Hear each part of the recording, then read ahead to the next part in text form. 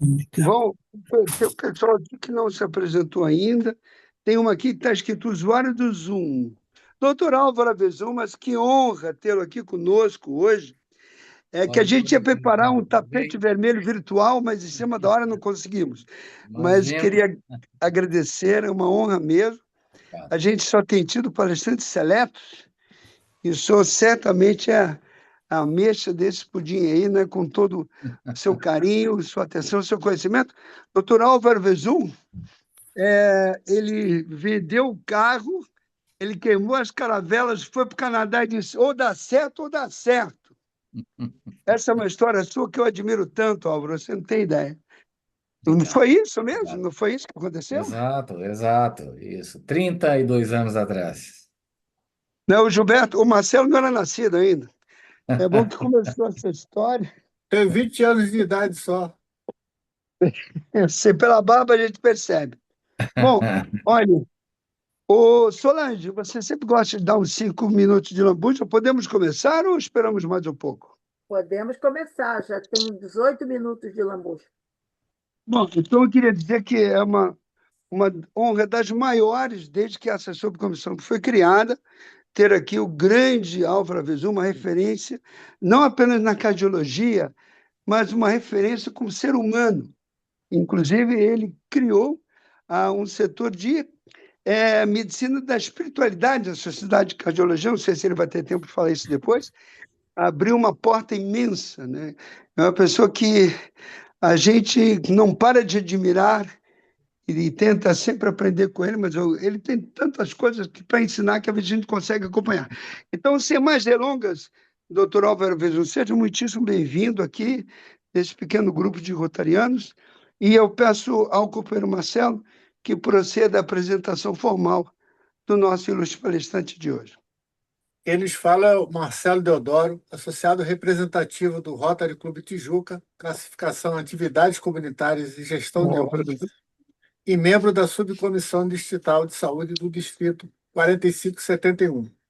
Para a apresentação do palestrante, professor Dr. Álvaro Aveso é cardiologista e epidemiologista, diretor do Centro Internacional de Pesquisa e Health, Departamento de Cardiologia do Hospital Alemão Oswaldo Cruz, São Paulo, professor livre docente do Departamento de Cardiopneumologia da Universidade de São Paulo e Sênior Redes, Associate do Populous Health Research Institute, McMaster University, Canadá. Professor Aveso, logo após a residência médica em cardiologia no Instituto Dante Pazanese de Cardiologia, iniciou a condução da primeira pesquisa multicêntrica no Brasil, Estudo Emeras, juntamente com o professor Rory Collins, Oxford University, constituindo a primeira rede colaborativa em pesquisa no Brasil, incluindo 16 estados e 80 centros colaboradores. Após Research Fellowship MSc em Epidemiologia Clínica na Universidade McMaster durante os anos 93, 94 e 95. Introduziu medicina baseada em evidências no Brasil após treinamento com o professor Dr. Salim Youssef e professor Dr. David Sect, idealizados e criador da MBI. Com doutorado em livre docência e cardiologia pela USP, professor Aveso tem trajetória destacada no planejamento e condução de pesquisa clínica observacional no Brasil, multicêntrica, colaborativa, nacional e internacional, tendo conduzido 120 estudos randomizados e 30 estudos observacionais, publicados em revistas científicas de altíssimo impacto como NEJM, Lancet, Circuit, BMG, JACC, seu índice HE 108, Web of Science e 116 Scopus. Libera o maior estudo de corte prospectivo do mundo, o POR Study, gerando insights revolucionários na prática clínica. Sua carreira e experiência é refletida em mais de 412 publicações, reconhecimento internacional, sendo identificado como uma das mentes científicas mais influentes do mundo durante os últimos 10 anos, consecutivamente, de acordo com a Thomson Reuters. Com esta breve apresentação, convido o palestrante para nos dirigir a sua mensagem. Muito obrigado, doutor Marcelo, muito obrigado pelo convite honroso feito pelo doutor João para falar aqui para vocês junto ao Rotary. E a nossa apresentação, ela diz respeito à longevitalidade que eu vou conceituar conforme eu vou apresentando para vocês. Mas, de qualquer maneira, é sobre longevidade ajustado à qualidade de vida, mas não apenas com achismos ou dados promissores, mas com dados confirmatórios dentro da nossa literatura científica. Em 30 minutos eu apresento e fica em aberto o tempo para a nossa discussão. Eu vou só pedir para algum de vocês confirmar que os meus slides já estão sendo vistos aí para vocês. Tudo certo? Muito Tudo bem, vou certo. deixar ótimo no modo de apresentação. Então vamos lá. O acordo junto com o Dr. João foi falar de longevitalidade, onde nós combinamos evidência científica, portanto, confirmação por meio da ciência, e prática clínica, que significa implementação na nossa prática, trazendo benefício tangível, verificável para a população. Quando nós avaliamos o modelo que melhor explica por que adoecemos do ponto de vista cardiovascular na sociedade global, não apenas no Brasil, da esquerda para a direita, nós temos inicialmente a chamada transição epidemiológica, quando o indivíduo sai da zona rural e muda para a zona urbana, ou quando sai de uma cidade de menor porte para uma cidade de maior porte, e com isso tem uma alteração do seu perfil de risco. Por quê? Sedentarismo, alimentação mais calórica e forte carga estressora, e também, nós costumamos dizer, enfrentamento negativo das situações adversas do dia a dia. Quando isso acontece, o nosso organismo reage com a chamada resposta metabólica, gerando obesidade, alteração do colesterol, pressão alta e diabetes. E aí é uma questão de tempo para a eclosão da doença cardiovascular e também do câncer. Quando nós pensamos na saúde, nós não devemos fixar apenas no domínio físico. Saúde, ela deve ter a integração da saúde mental, da saúde física, saúde social e espiritual. De maneira resumida, na mental é a ausência de estresse, depressão, angústia, ansiedade, agonia. Saúde física, nós temos controle de pressão arterial, colesterol, respiração, ou seja, sinais físicos e os exames laboratoriais que nós temos no dia a dia e de imagem. Saúde social é renda econômica e escolaridade. E saúde espiritual é o enfrentamento positivo das situações adversas do nosso dia a dia, que eu comentarei na sequência. O que nós temos de dados, e prestem atenção, que são informações que vocês podem implementar a partir de já. 90% do risco associado com infarto agudo do miocárdio é passível de ser evitado. Repito, 90%. No Brasil, temos 400 mil infartos por ano, nós poderíamos ter apenas 40 mil e não 400 mil, se controlássemos estes 9 fatores de risco. De cima para baixo, primeiro, colesterol alterado, cigarro, diabetes, pressão alta, obesidade abdominal, psicossocial, que é estresse ou depressão, alimentação não saudável, faltando frutas e legumes, sedentarismo e o álcool.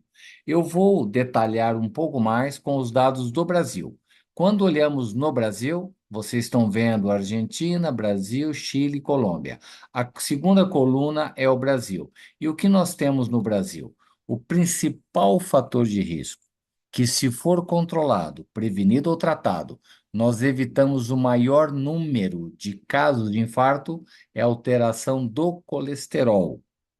O segundo fator, obesidade abdominal.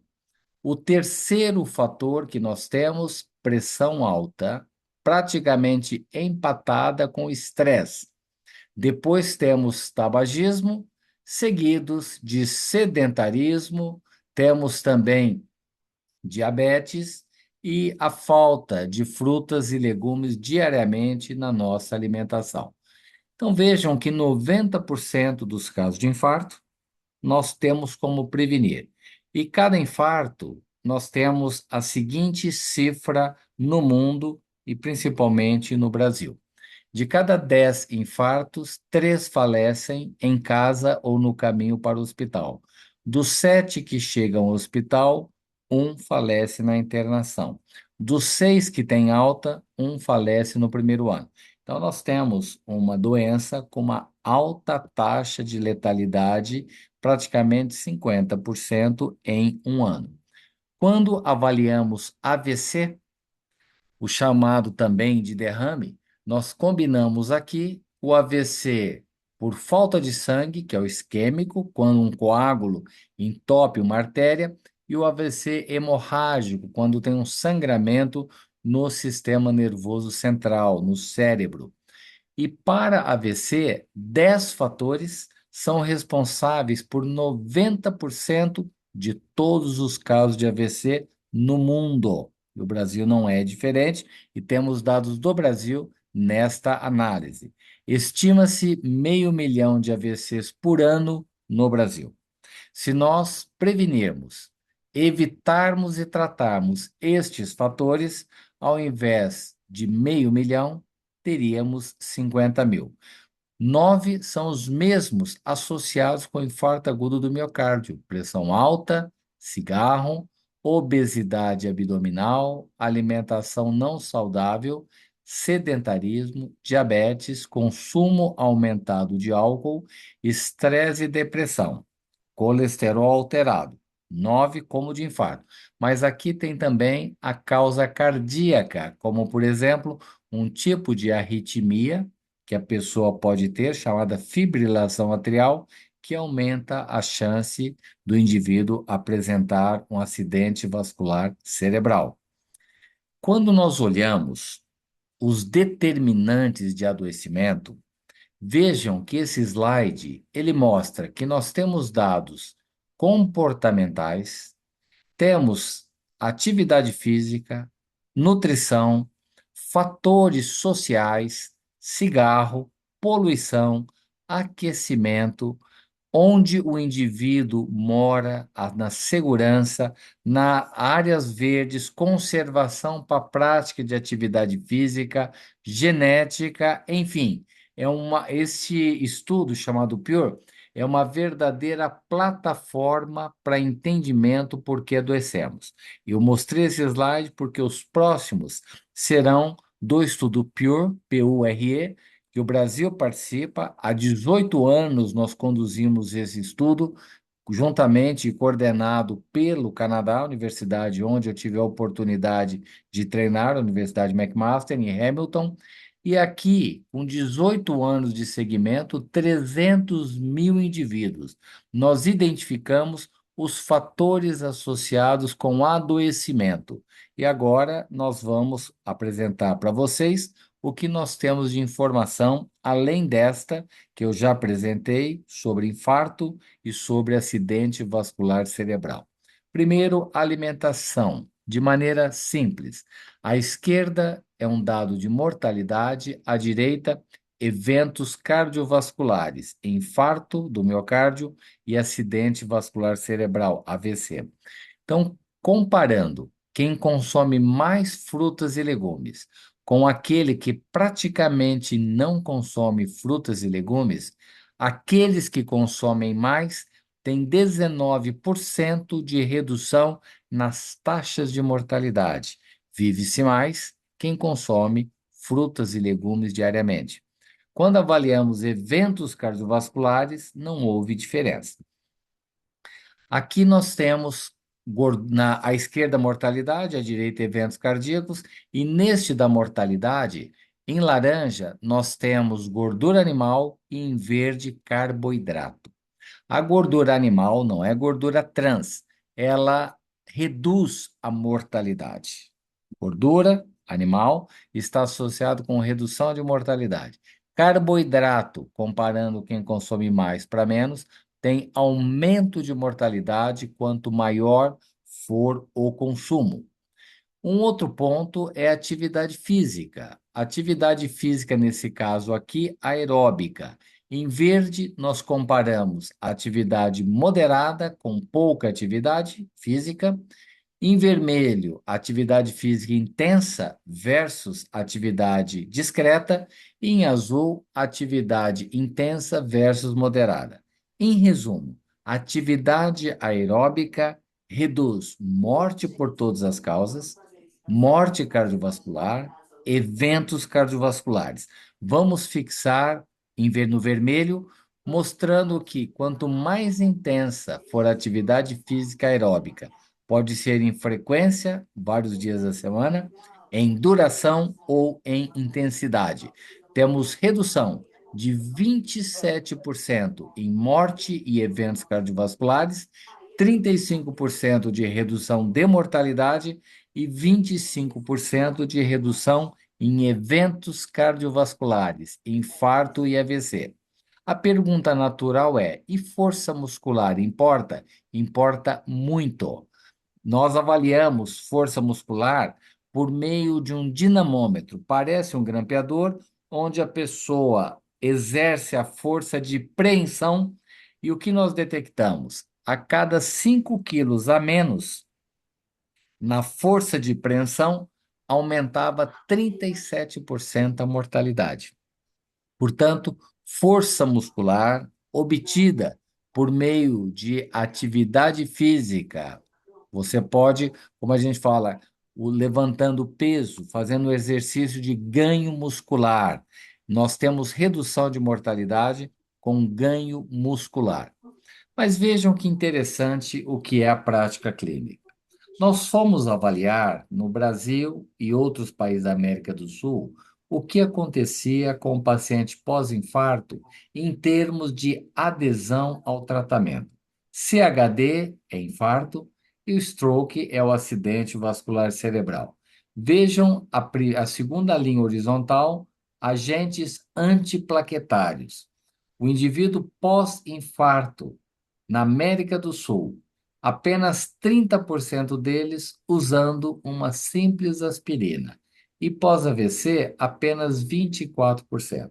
Na última linha, estatinas, que é um medicamento que reduz o colesterol, mas ele aumenta anos de vida, evita infarto, evita AVC. É natural que pós-infarto e pós-AVC deva estar sendo utilizada.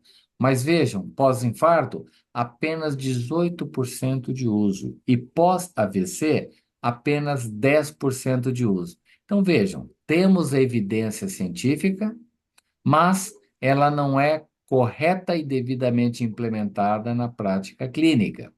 E quando nós, o ano passado, avaliamos em praticamente 12 anos, de 2006 até, perdão, 14 anos, de 2006 até 2020, praticamente não só não mudou, como até piorou o uso desses medicamentos.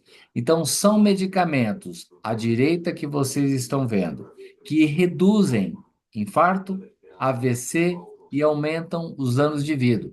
E se vocês olharem a proporção de pessoas no mundo que está usando medicamentos que aumentam a sobrevida, não chega a 20% na média. Então, algo tem que ser feito para maximizar a implementação do conhecimento na prática clínica em prevenção. Mais estarrecedor é o tratamento da pressão alta. Vejam aqui, na primeira coluna, é a proporção, a prevalência de pressão alta. Na segunda, quem tem pressão alta e sabe ser hipertenso. Na terceira, quem tem, sabe e toma medicamento. E o que nos importa aqui é as últimas três que compõem a coluna do controlado, temos três cores. Ou seja, o indivíduo que tem pressão alta, que toma remédio e que tem a pressão arterial controlada. Vejam que, na média, dá 10%. Olhem o absurdo. No Brasil, 48% da população adulta tem pressão alta. 48%. E apenas entre 10 a 15% é que tem pressão arterial sob controle. Falta de adesão, falta de um tratamento apropriado, ou às vezes o indivíduo não entende que controlar a pressão evita AVC, evita infarto, aumenta anos de vida e reduz a chance de demência. Nós fizemos um estudo na zona leste de São Paulo, nós chamamos de cocriação, criando estratégias para aumentar a adesão ao tratamento dos pacientes hipertensos na zona leste de São Paulo. Saímos de 12% de controle da pressão arterial para 31%, quase que triplicamos, num período de apenas 15 meses. E, na sequência, nós conseguimos detectar que este controle de 12% para 31% reduziu internação por AVC em 13%, reduziu o evento cardíaco coronariano em 12%, e ainda por cima, à direita, mostrou-se custo efetivo, ou seja, economicamente atrativo. Então, temos que ser criativos para estratégias de maximizar a adoção do conhecimento que salva vidas. Quando olhamos as causas de morte no mundo, o Brasil, ele está no círculo do meio, economias intermediárias. À esquerda, nós temos países de economia mais baixa, como Índia e Bangladesh. E à direita, HIC, temos Canadá e Suécia. Nós, Brasil, estamos no círculo do meio. 42% das causas de morte no nosso país, cardiovascular. 30% câncer. O HIC, que é o país rico, vejam que a cardiovascular foi reduzida para quase um quarto, 23%, e a morte por câncer acima de 50%. O que acontece? A morte cardiovascular é mais precoce e a morte por câncer ela é mais tardia. Então, nós temos na melhora econômica do país, de qualquer país, redução nas mortes por doença cardiovascular e aumento nas mortes decorrentes de câncer. Aqui é informação muito preciosa que eu vou passar rápido o slide do mundo e vou concentrar no slide que tem dados do Brasil. Então, nós identificamos no mundo quais são os fatores que, se você controlar, você evita infarto, AVC e insuficiência cardíaca, como também quais são os fatores que estão associados com mortalidade. Então, vejam, no Brasil, 70% de todos os infartos, de todos os AVCs e de todas as insuficiências cardíacas, 70% poderiam ser prevenidas prevenindo 10 fatores. Então, vejam, 500.000 de AVCs, 500.000 de internação por insuficiência cardíaca, 400 mil infarto. Somando tudo, deu 1.400.000. Nós poderíamos reduzir 70% disso e ter aproximadamente em torno de 500 mil eventos e não 1.400.000. Quais são os fatores de maior para menor impacto? Primeiro, pressão alta. Depois, obesidade abdominal. Cigarro, força muscular reduzida. Diabetes, alimentação não saudável, baixa escolaridade, sedentarismo, colesterol alterado e depressão. Nós avaliamos no mundo quais são os fatores associados à mortalidade. E no Brasil, quais foram os fatores associados à morte precoce. Quando nós falamos redução de morte, o que nós queremos dizer? Nós conseguimos um reagendamento da data da morte. Então, reduzir, impossível evitar, mas nós podemos ter uma data postergada. Então, 70% das mortes precoces no Brasil, nós temos 1,5 milhão de mortes. 70% deste total, aproximadamente aí 1 milhão de mortes, poderiam ter uma nova data. Poderia ser postergada essa data, que é o que nós chamamos redução da mortalidade. Quais são os 10 fatores responsáveis por 70% das mortes precoces? Cigarro, pressão alta, baixa escolaridade, obesidade abdominal, diabetes, novamente força muscular reduzida, sedentarismo, consumo exagerado de álcool, alimentação não saudável e poluição.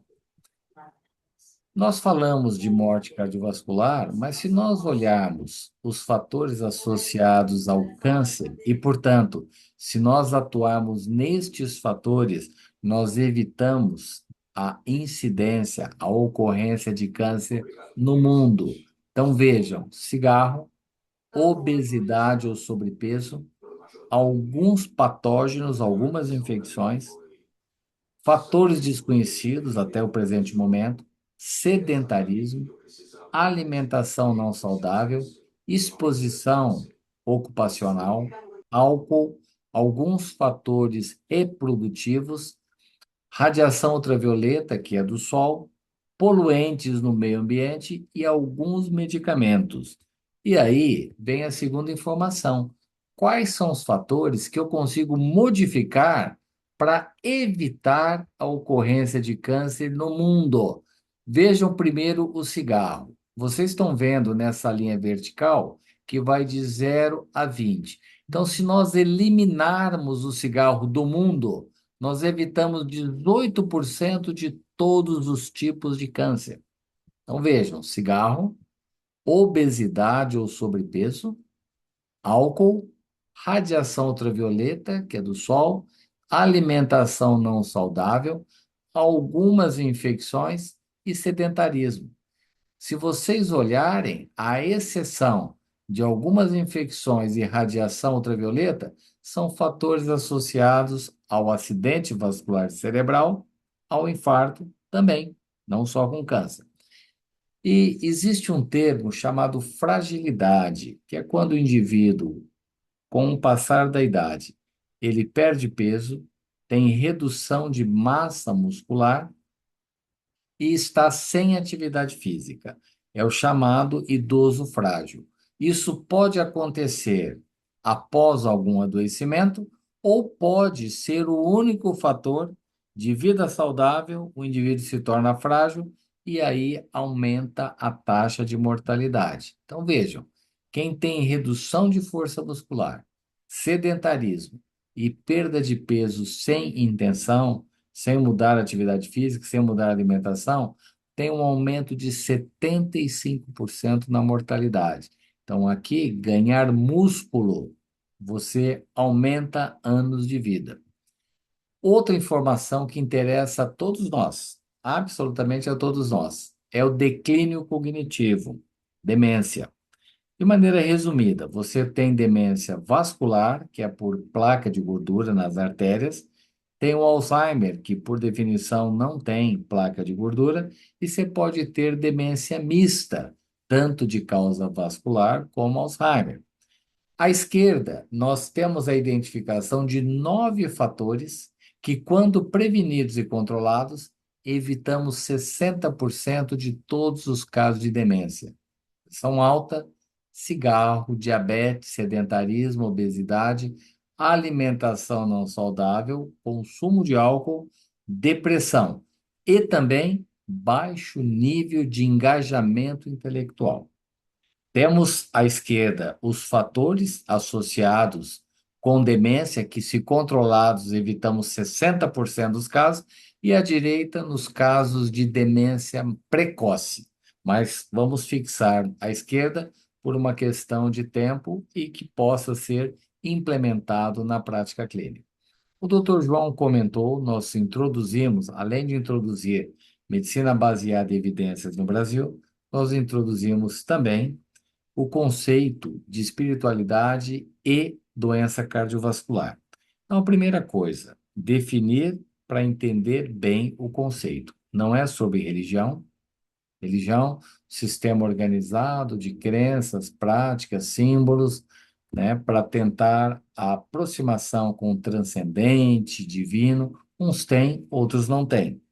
Religiosidade é o quanto o indivíduo que tem uma religião segue e pratica. Não é sobre isso que nós vamos falar.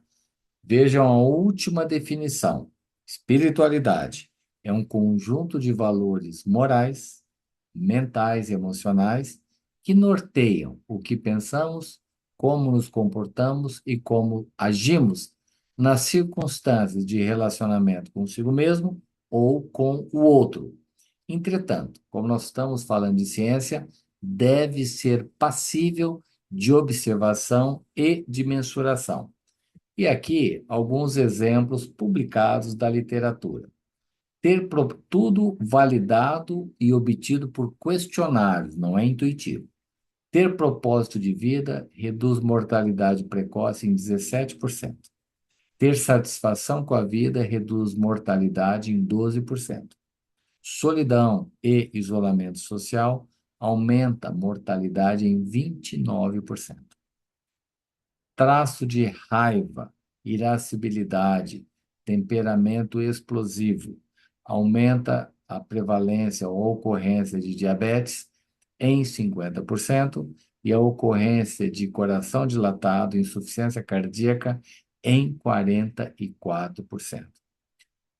A Sociedade Brasileira de Cardiologia tem diretriz colocando as recomendações com base em espiritualidade por meio de classe de recomendação e também o nível de evidência onde essa informação é baseada. E nós temos algumas considerações. Na nossa prática hoje, eu posso estimular o propósito de vida para aumentar a expectativa de vida, estimular satisfação com a vida, atenuar a ira, estimular compaixão, que está associado com prevenção de hipertensão, estimular disposição ao perdão, que está associado com prevenção de doença arterial coronária. E aí, recentemente, o ano passado, junto com um grupo, a doutora Maria Emília é a principal autora, eu sou um dos colaboradores, o estudo FIO, que nós avaliamos uma intervenção baseada em espiritualidade para controlar a pressão alta.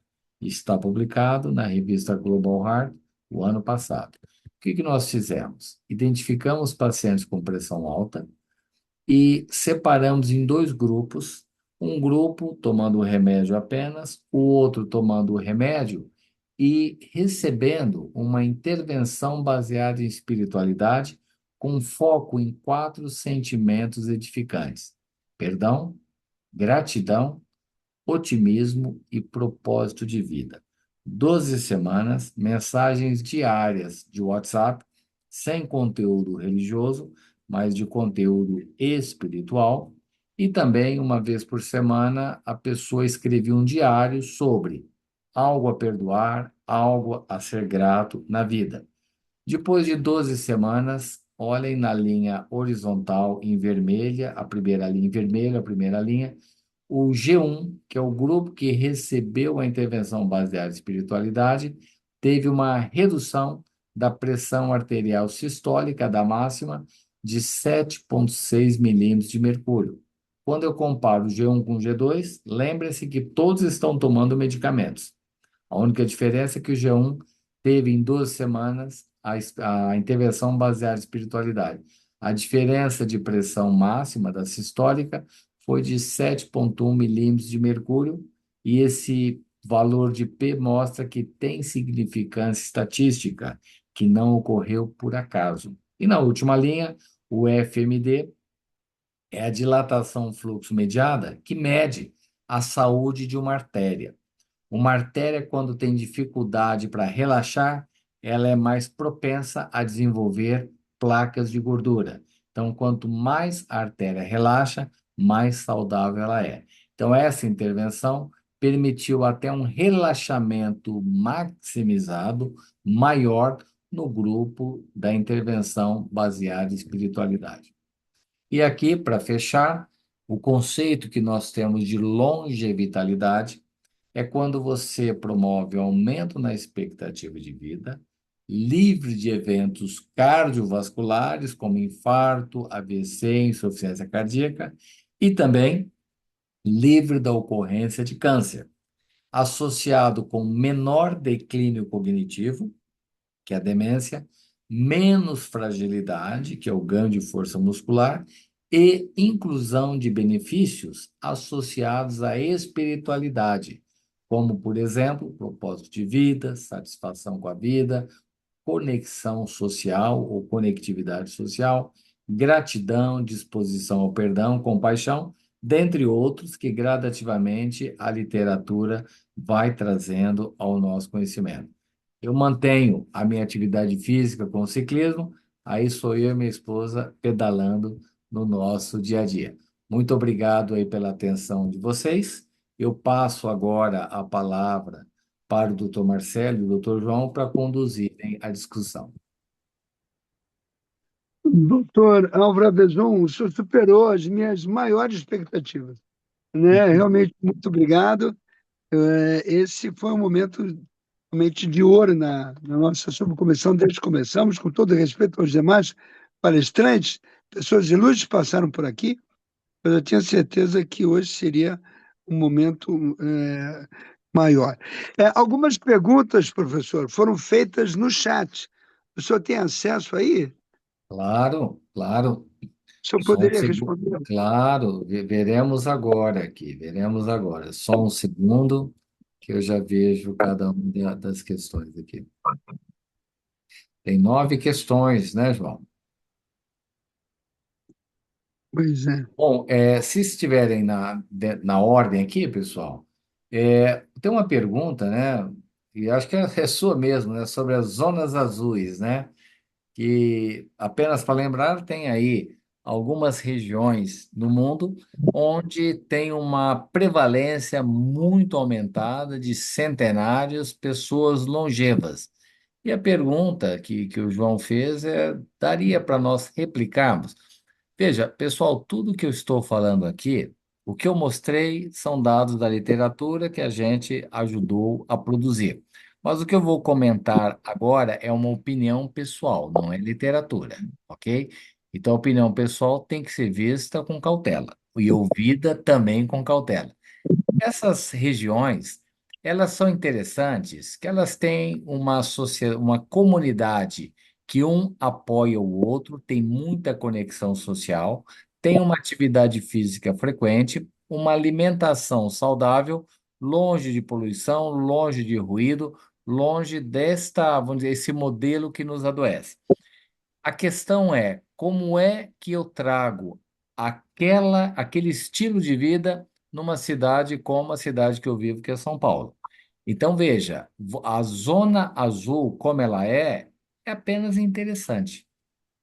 O desafio é como eu trago aquele estilo de vida para a vida na atualidade, como estamos vivendo. Porque é muito pouco provável que a gente consiga retornar àquele estilo de vida por várias contingências. Algumas pessoas exercem essa opção e conseguem, mas o desafio é trazer, isso é um desafio, não está pronto, para a vida na sociedade urbana atual, especialmente no mundo ocidental, o estilo de vida saudável, sem nós abrirmos mão do estilo de vida que nós temos aqui. Então, tem esse desafio, é um ensinamento, mas não é replicável da maneira como está pelo nosso estilo de vida. Outra pergunta aqui do doutor Gilberto. Buscar saúde física e longevidade, mas ignorar a saúde emocional pode ser a maior das ciladas. Concordo plenamente, Gilberto, né? Me permita chamá-lo assim, porque um dos slides eu comentei, saúde física, vamos olhar, mas somente saúde física teríamos uma visão incompleta do que é saúde. A parte emocional, a parte espiritual e social contam também. Por isso que nós temos que, na avaliação dos pacientes, ou mesmo com a população, buscarmos uma abrangência do que chamamos de saúde. Vou dar uma informação que não estava no slide. Nós submetemos e foi aceito para publicação há 2 meses uma avaliação também no Estudo Pure, essa plataforma, né, de entender adoecimento, com uma questão muito simples, que vocês podem, todos vocês, responderem mentalmente, o chamado bem-estar subjetivo. A pergunta é: qual é o seu bem-estar? Como você categoriza o seu bem-estar de 0 a 10? Até 4 aumenta a mortalidade, 4 a 7 neutro, acima de 7 aumenta anos de vida.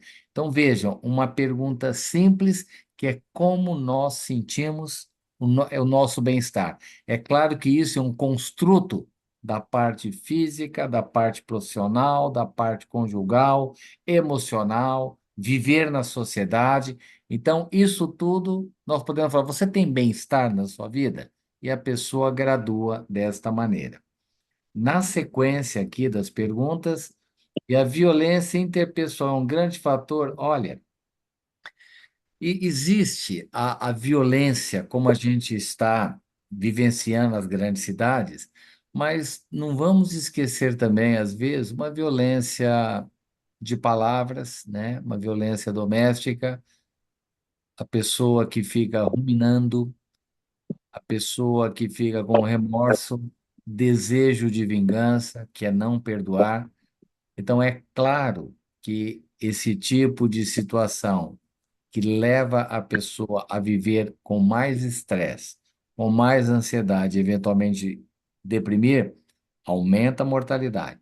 Mas o nosso enfrentamento é fundamental, porque controlar a vida do outro é praticamente impossível. Então, o que nós temos é que trabalhar o nosso ajuste a essas situações para a nossa saúde como um todo. Como evitar a síndrome do coração partido? Aqui, o Heron está comentando. Veja o seguinte: essa entidade ela está muito associada com uma expectativa mal calibrada, né? Que a receita para termos decepção é nós termos uma alta expectativa de pessoas e de circunstâncias. Isso acontece quando a pessoa passa por uma situação, às vezes, de quebra de confiança emocional, a pessoa deprime e ela tem o chamado assim do coração partido, muito comum em mulheres, e ela foi descrita inicialmente no Japão, que o coração ele assume uma forma de uma armadilha para pegar polvo, né? E ficar num formato arredondado, é uma dilatação. O coração perde aquela forma normal de contração e ele dilata, ficando com uma forma arredondada, que é essa armadilha para caçar polvo no Japão. Tem casos que voltam ao normal e tem casos associados com aumento de mortalidade. Então, vejam o impacto da questão emocional sobre o desempenho do coração. Eu estou descendo aqui, pessoal. Eu acho que eu respondi as perguntas que estavam aqui. Caso eu tenha passado por alguma de maneira inadvertida, por favor, fiquem à vontade para me perguntar de maneira aberta aqui. Doutor Álvaro, muito obrigado aí. Nós temos um número, né, excepcional de médicos presentes aqui, né, nesta sala. Eu nunca vi tantos médicos presentes, né? Bom, Os aqui, cardiologistas, né, endocrinologista, tenho geriatra. Eu queria, inclusive, tenho dois amigos pessoais aqui, o doutor Kirchner, que é primo do ex-presidente da Argentina, endocrinologista, Que né, bom. vice-prefeito da cidade de Passos, e o Roberto Chueri, que é dono da maior clínica de geriatria aqui de São José. Eu gostaria de pedir a ambos, um de cada vez, né, que é, se colocasse quanto a essa palestra e compartilhasse um pouco também da Tá bom. vivência, quanto essas informações do doutor Álvaro Bezum têm a ver com o Tem dia a uma mão dia. levantada, doutor. Oi? Tem uma mãozinha levantada aqui, Loredana. Esatto, perché boa noite, eu coloquei lá, mas acho que provavelmente não fui lido. Eu queria perguntar quanto incide o fattore ereditario, o fattore familiare ereditario. Perfeito. Existiu uma, vamos dizer, não é bem um debate, mas uma frase que foi dita na década de 80 e um pouquinho na década de 90, que metade dos casos de infarto não tinham fator de risco conhecido. Isso motivou muita pesquisa para fatores emergentes, incluindo genética. Quando nós avaliamos o estudo Interheart, nós vimos que 90% do risco associado com infarto tem aqueles 9 fatores e não entrou como sendo algo importante genética. Então, a resposta mais simples: existe hereditariedade? Sim. Ela é tão importante quanto esses outros fatores que eu disse? Não. E o que seria uma história familiar positiva? É a precocidade da ocorrência da doença. Em homens antes dos 50 anos, em mulheres antes dos 60 anos. Se alguém disser, olha, o meu pai teve um infarto com 80 anos, não há impacto genético nisso. Mas olha, o meu pai teve um infarto com 48 anos. É outra história. Ou no caso da mulher, uma mulher teve um infarto com 55 anos. Então, a genética, ela também está associada, mas é bem mais discreto do que tudo isso que eu comentei. Ok, Acho que tem outra mão levantada da Vânia. Só uma observação, a copeira Loredana Arezzi, ela é italiana, não é? E foi na Itália que nasceu a dieta mediterrânea e sì. também tem muitas zonas azuis, não é isso, professor? Sem dúvida. E tem uma coisa interessante, que houve uma época que a mulher mais longeva era, ou é até hoje, a japonesa do Japão, e o homem era o japonês. Mas nos últimos tempos, o homem italiano, ele está vivendo um pouco mais que o japonês. Então, tem muitas coisas para a gente tentar entender sobre estilo de vida. Estilo de vida não é apenas atividade física e alimentação saudável. Tem também como a pessoa dorme, como a pessoa reage às circunstâncias do dia a dia. Ou seja, temos muito que aprender. Mas uma coisa é verdade, João. O modelo de vida que nós estamos na sociedade urbana atual está nos adoecendo em todos os sentidos. É do ponto de vista cardiovascular, é do ponto de vista oncológico, e sem falar em saúde mental. Então, o modelo da sociedade atual é um modelo tóxico, adoecedor. Temos que reverter. A copeira Na nossa cidade são mais pequena, né, que o Brasil. Temos cidade pequena. Até que temos bastante gente que tem mais de 100 anos na minha cidade. Eu tenho, da parte do meu pai, familiares que passaram nos 90, 95, em plena saúde, que, assim, super bem, né? Então, acho que também tem a ver o fato de estar no verde, montanhas, né? Cidade pequena, clima Claro, diferente, claro. E muitos Loredana, fatores, veja o né? seguinte: você tem uma cidade pequena. A primeira coisa natural, além do contato com a natureza, nós redefinimos as nossas necessidades.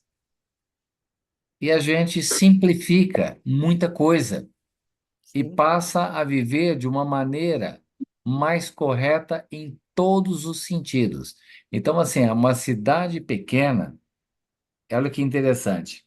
As cidades menores antes, elas tinham maior mortalidade por acesso à saúde, vacina, esgoto.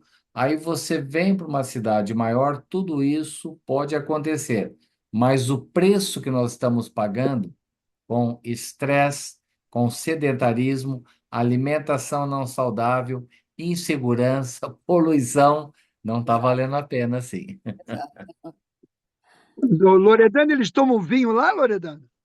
Ah, vinho é meio-dia e noite. Não tem como ir jantar e almoçar sem vinho, né? Mas, olha, isso daí tem uma coisa interessante. E vejam o estado mental ou emocional que, eventualmente, esses familiares da Loredana ou algum italiano, como é que ele está tomando esse vinho? Ele não está para liberar estresse, não é numa cidade grande, é uma outra cultura isso aí. Tem álcool e álcool, né? Exato. Vinho bom é uma taça por vez, né? Também. Eu acho que tem também a Vânia agora, João. Acho que está ali com a mão É, levantada. professora da Unital, é uma honra ter você aqui, Vânia. Obrigada. Boa noite, doutor Álvaro. Por favor, eu havia feito a pergunta, a questão da como está a nossa longevidade com a população atual, porque nós tivemos todo um trabalho bem feito e tivemos um aumento dessa nossa longevidade.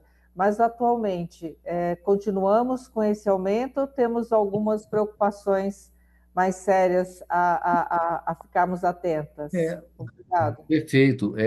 Vânia, quando nós avaliamos expectativa de vida, o grande avanço que nós tivemos em nosso país é em relação à mortalidade infantil. Então, essa daí fica mais fácil você atuar e ela impacta na expectativa de vida. Só que chega um ponto que, se a gente não atuar nesses fatores que eu estou dizendo, nós vamos estagnar. No momento, nós estamos aumentando, mas em comparação com outros países, está bem abaixo. Então, nós temos aproximadamente aí 76 anos para mulher, 72 anos para homem, aproximadamente. Quando outros países, como o Japão, tem aí 84 para mulher, 82 para o homem. Então, vai ser necessário muita ação, e não é ação só individual. É ação social também na sociedade, como estilo de vida, para a gente poder continuar ampliando isso aí. Tem um dado interessante que diz assim, né, que a Europa, ela primeiro ficou rica e depois ficou longeva. No nosso país, nós estamos ficando longevo antes de termos a estabilidade econômica desejada. Então, tem mais desafios para vir aí. Com certeza, muito obrigada. Ah, por nada, eu que agradeço. Tem. Compensar, economista, empresário de sucesso, pega esse gancho aí do professor Álvaro Avezzano. Pega esse gancho dele. Está no mudo. O som, Paulo, só o som. O João, som. posso falar um pouquinho? O Paulo só tá com a mãozinha levantada, mas o som dele está desligado. O meu som está desligado? Não, Agora do não. Paulo. Paulo Sá, o som. O som, Paulo Sá.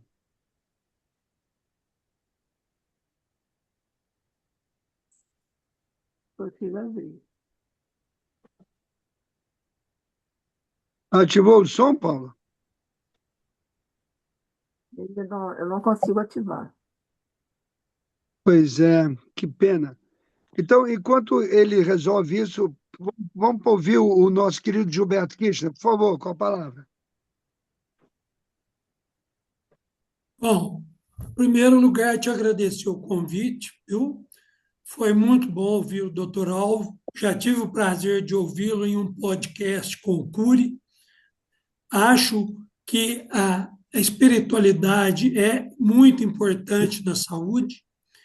Acho que o respeito do médico com o paciente, o carinho do médico com o paciente, traz mais resultado do que a medicação.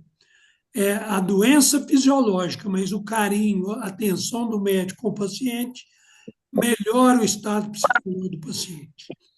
E é muito importante isso, fazer uma medicina holística, o paciente todo, por dentro e por fora.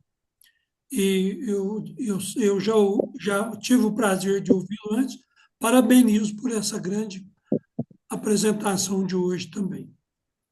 Gilberto, muito obrigado. E você fez um comentário que é importante, não agora, mas quem sabe numa outra oportunidade. Hoje nós estamos com uma questão de médicos, na média, dedicarem um tempo menor com o paciente e não ter uma escuta compassiva. Temos inteligência artificial que, de maneira clara, como a gente brinca, é ponte que quebrou atrás, não tem retorno. Então, a inteligência artificial, dentro da prática médica, ela pode ser uma ferramenta, pode ser uma parceira colaborativa, mas em alguns casos, dependendo do médico, ela pode substituir em algumas funções. Então, assim, há necessidade de integrar de maneira eficiente, Gilberto, medicina baseada em evidências, que o conhecimento é útil. Segundo, inteligência artificial, porque ganhamos em eficiência, mas, não menos importante, julgamento clínico.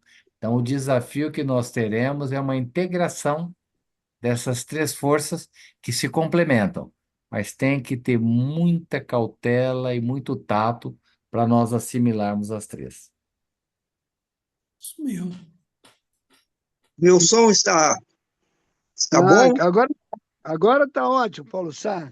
Paulo Sá, agora está ótimo. Doutor, obrigado pelas orientações, mas a questão fundamental é financeira.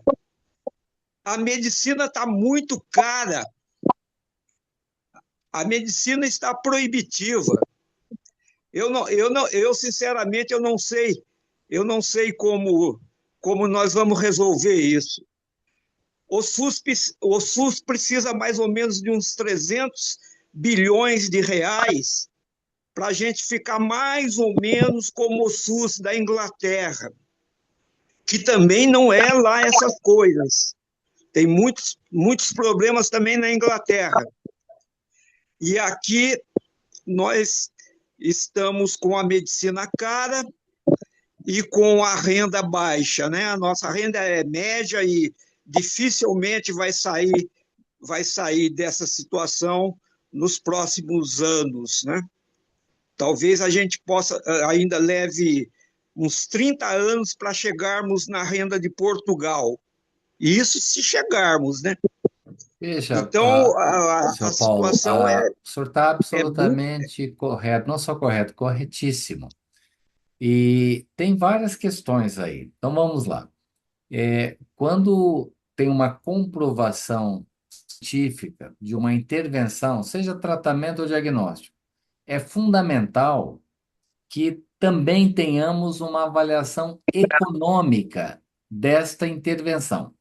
Então, tudo aquilo que for economicamente atrativo, que é o custo efetivo, é o que deve ser adotado. Então, a medicina, ela está cara. Agora, a pergunta que se faz é: tudo o que está sendo praticado é necessário para a saúde? Então, assim, existe também exames desnecessariamente sendo feitos e precisamos, sim, buscarmos intervenções que sejam custo-efetivas. Eu morei um tempo no Canadá, é uma medicina socializada como o da Inglaterra, como a nossa aqui, o SUS, só que, primeiro, tem uma população menor e eles fazem uma coisa, são opções das intervenções que têm maior impacto na sociedade e chega um ponto que você não consegue fornecer determinados tratamentos, porque senão você quebra o sistema. Então, eles têm uma coisa muito clara de começar do mais para o menos relevante, e chega um ponto que você não consegue fazer tudo para todos, mas mesmo assim, eles têm indicadores de saúde muito bons. O Canadá, ele gasta com saúde menos, bem menos que os Estados Unidos, mas tem indicadores algo melhor do que os Estados Unidos. Então, olha que coisa interessante, gastou menos e tem indicadores algo melhores. O que acontece? Alocação eficiente de recursos, prioritariamente para aquilo de maior impacto em relação ao menor impacto. Mas essa sua observação é muito, muito assim bem-vinda, né? Se não tiver financiamento adequado, não há saúde. Pessoal, eu tinha dado um deadline das 21 horas para o professor Álvaro Abezum. Se alguém tiver ainda perguntas, por favor, façam, mas o tempo está diminuindo. Por favor.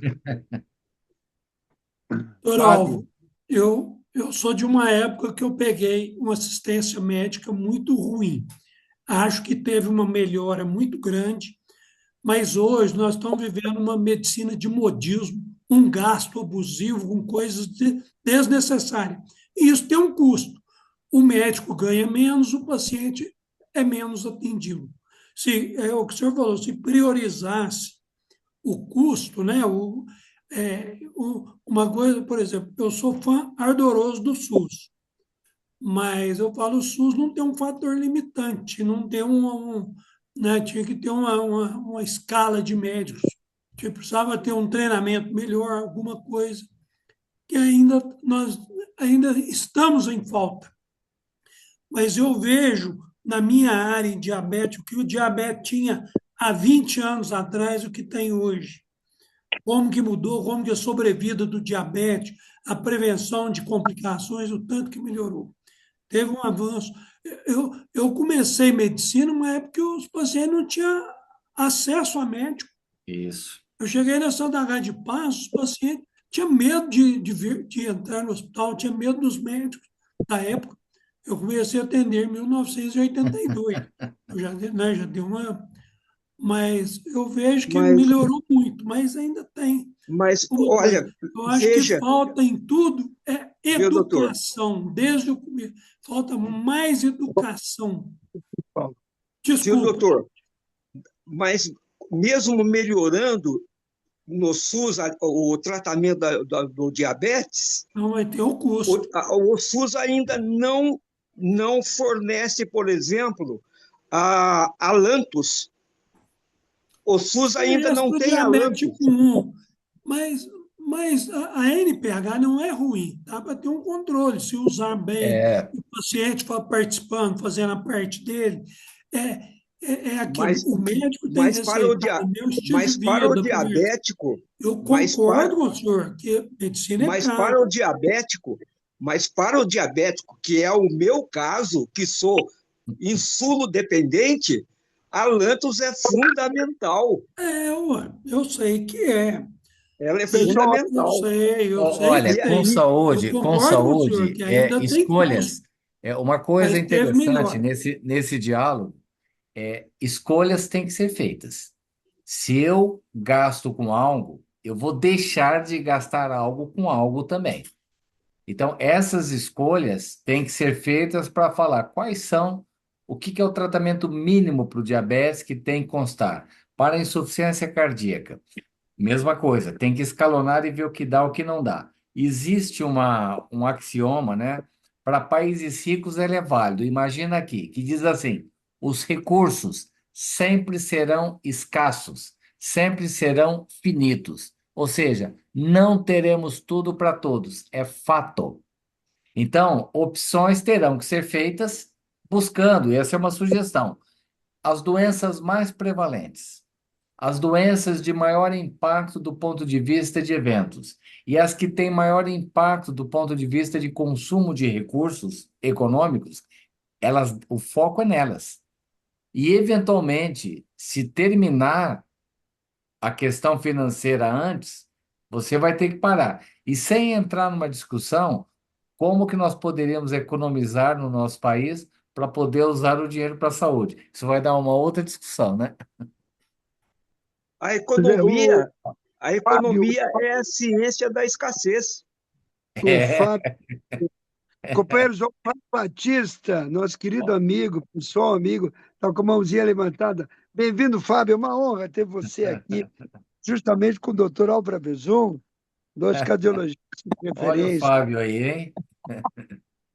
Eu só entrei aqui, Álvaro, para te dar um abraço e agradecer, viu, a sua Ô, Fábio. presença, sempre compartilhando seu ensinamento com a gente. Muito obrigado, viu, Álvaro? Ô, Fábio, eu que agradeço a presença. O Fábio, nós nos conhecemos faz muitos anos. Antes de eu ir para o Canadá, já conheci o Fábio. Eu já voltei, tem 30 anos, vocês imaginam, né? Obrigado, Fábio, pela presença, viu? Muito obrigado. Muito obrigado. Obrigado, Álvaro. Parabéns, João. Que bom. Obrigado. Doutor Francisco José Werneck é nefrologista. Werneck, você gostaria de fazer alguma pergunta ao nosso ilustre palestrante antes da gente encerrar aqui? Boa noite a todos. Foi um prazer ver o Azevum demonstrando essa evolução que nós temos e os perigos que nós estamos envolvidos de vida atual, né? Sim. E de recursos que nós temos para tratar. Em nefrologia está surgindo uma situação da poluição e doença renal. Isso Olha junto só. da cardiologia, mudando aquele conceito de doença cardiorrenal, a ponto de interferir nisso daí. E os nefrologistas lidam com é o único órgão vital que pode ser excluído e a pessoa ser mantida viva durante o programa de diálise. Não há um estudo que eu saiba de espiritualidade e longevidade na diálise. Mas é notório, sem um critério científico, aquelas pessoas que têm um melhor enfrentamento da vida, uma melhor posição em relação ao seu sofrimento, de ter uma resposta de diálise melhor, isso é, menos intercorrências, menos problemas, e aqueles que estão sempre revoltados de ter a doença e de sofrer aquele problema, eles têm mais contribuição para o seu mal-estar de uma maneira geral. Não é um dado científico, mas é um dado observacional de quem passou muito tempo fazendo diálise. Hoje eu não mexo mais com diálise, mas sempre foi assim. As pessoas que tentavam levar a vida com conformidade com aquele problema, viviam melhor a diálise do que aqueles que viviam revoltados. Eu não tenho Você sabe, dados. Werneck, você sabe que começa na observação mesmo, né? Isso. Você começa observando e, pela observação, justifica a realização de alguma pesquisa. Mas é uma Sim, sim. observação muito válida, claro que é. Sim, é o dia a dia. É a vida médica de quem está ali cuidando de pessoas, né? Minha mulher queria falar alguma coisa, que também é médica, ela quer falar. Deixa eu sentar aqui, então. Boa noite a todos. Eu achei ótimo, bom, que é claro que o seu discurso tem muito a ver com a minha prática. Eu sou geriatra e a gente sabe que a questão do cobertor curto, das doenças, o preço, é tudo absolutamente caro na velhice, mas acho que tem uma coisa aí que a gente acaba passando um pouco por cima. Algumas doenças que a gente fica na expectativa que fosse resolver com consulta médica e procedimentos que são caros, se a gente ficar um pouco mais atento pelas questões de atenção básica, às vezes a velhice precisa muito mais de alguém falou aí formação e treinamento, né, pessoal. Não é só defendendo a geriatria, mas é que os cardiologistas hoje são praticamente geriatras, porque atendem muitos idosos. Nem sempre todas as doenças e todos os males da velhice são com recursos médicos, medicamentosos e Sim. procedimentos caros. É orientação adequada para a vivência do idoso. Então, a questão do ambiente, a questão da alimentação, a atenção básica mais precoce pode economizar e poupar muito dinheiro que às vezes fica achando que vou fazer um exame muito caro para resolver um problema, que é só orientação para o cuidador, orientação da família, que é só uma gestão ambiental. Então, tem essa parte que a gente pode economizar com uma orientação de qualidade e específica. De acordo integralmente. Integralmente. Muito bom Bom, comentário. pessoal, eu acho que a gente já está chegando realmente ao final, né? Se ninguém tiver mais nenhuma pergunta, o Chueire ficou quietinho. O doutor Roberto Chueire também é geriatra. Eu achei que você ia falar alguma coisa, Chueire. Não quer encerrar aqui? Adorei, Álvaro. Parabéns pela palestra, linda. Você sabe que eu pensei até uma coisa interessante, falando de sofrimento. Você toma as Citando o Freud, tem uns negócios que a gente tem que aguentar, né? O nosso corpo frágil, a natureza, as enchentes, as coisas esquisitas, tal. Mas o terceiro item, que não é nem a natureza, e nem o nosso corpo frágil, são os outros, né? É os outros, né? Eu comigo mesmo, eu com a minha família, eu com o Estado, eu com a política, eu com tudo isso. E aí a gente sofre, a gente fica doente. Essa parte da doença, a gente tem que se responsabilizar por ela. Você tá muito certo, Roberto, também. A minha esposa é psicanalista. Então, a gente conversa muito, né? E do ponto de vista da psicanálise, né, a pessoa tem que ver assim, onde ela se implica naquilo que está acontecendo. Que na verdade é uma coisa de responsabilidade, né? É algo do tal do accountability, né? O quanto que nós somos responsáveis, se não tudo, por tudo que nos acontece. Então, assim, do ponto de vista de controlar um diabetes, uma pressão arterial, até que é fácil. Na prática, não está acontecendo. Mas pense em controlar diabetes e hipertensão com atividade física e remédio, e o que é você ter certeza que a tua cabeça está boa, que você está realmente vendo a realidade e não vendo uma coisa que não tem nada a ver com a realidade. A área de saúde mental, a gente precisa retornar muito como sendo um componente fundamental para a nossa saúde como um todo. Isso não significa medicalizar saúde mental. Não significa. Uma coisa é você tem casos selecionados que você vai dar um antidepressivo, ansiolítico, modulador de humor, tem indicação, mas não pode ser uma epidemia de nós tratarmos tudo que é relativo à saúde mental com remédio. Você tem análise, tem atividade física, tem meditação, tem mil coisas, tem yoga, tem várias coisas.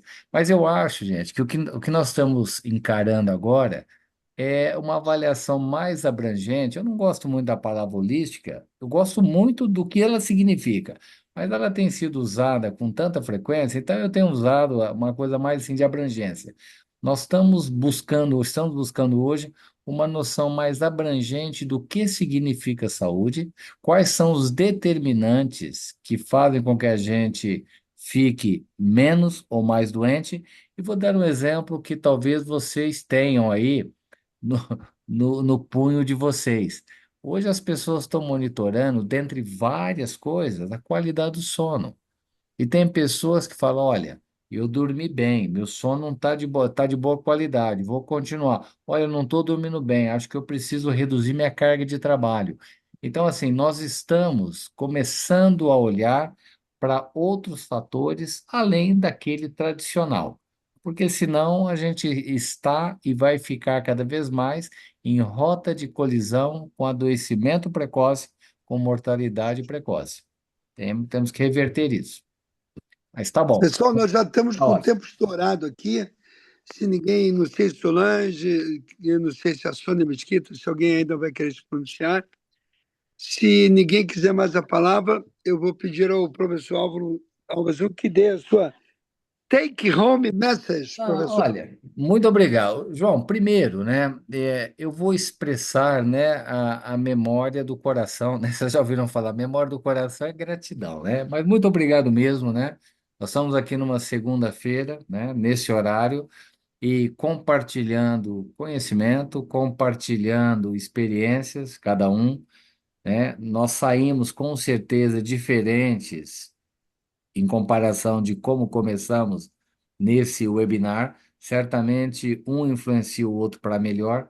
Então, pensando numa mensagem, além de tudo que nós falamos, o grande desafio que nós temos não é hoje gerar conhecimento, já foi. Nós estamos gerando conhecimento como nunca, tá?